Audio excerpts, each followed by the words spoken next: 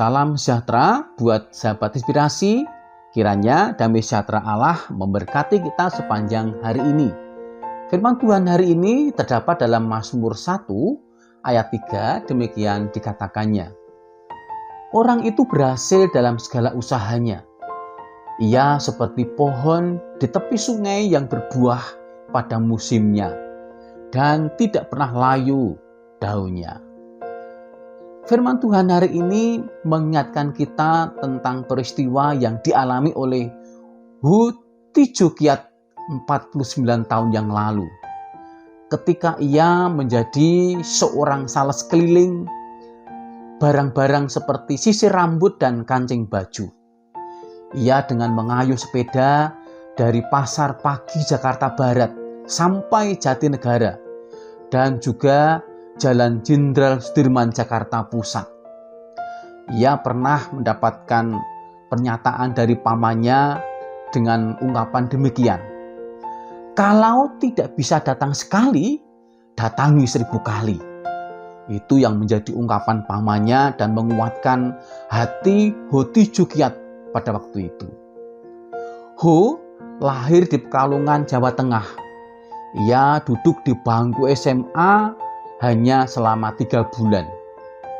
Namun ayahnya yang bernama Hu Likeng yakin bahwa anak yang kurang pandai di sekolah belum tentu tidak sukses di kemudian hari. Maka ayahnya mengirim Hu kepada pamannya di Jakarta untuk belajar dagang. Di tengah usahanya menjadi sales promosi, ia mengalami banyak cobaan. Di antaranya dicurigai menjual barang-barang curian. Lalu ia berkata, "Saya sempat putus asa." Itu tuturnya di sebuah halaman web bisnis Indonesia. Kemudian ia beralih profesi menjadi pemborong pada tahun 1978. Hu membangun sebuah rumah dinas milik sebuah departemen. Namun apa yang terjadi?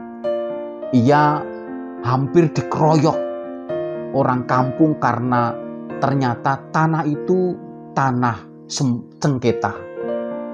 Maka Hu terpuruk karena banyak hutang yang tidak sanggup ia bayar. Bahkan sekolah anaknya pun tidak mampu membayarnya. Ia teringat pernah menjuarai lomba membuat es teler. Hal inilah yang membuat inspirasi dia untuk membuka warung kaki lima pada tahun 1982 tanggal 7 Juli.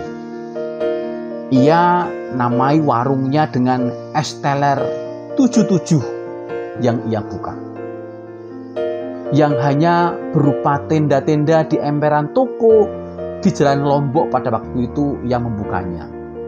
Sempat pula ia digusur hingga berpindah ke jalan pembangunan. Beberapa tahun kemudian Hu membuka gerai di sebuah plaza di kota Solo dan Semarang. Hu kemudian juga membuka cabang di Malaysia, Singapura, dan bahkan Australia dan memiliki 3.000 orang karyawan. Ia sangat memperhatikan pendidikan anak-anaknya dan bahkan menyekolahkan anak-anak mereka ke luar negeri.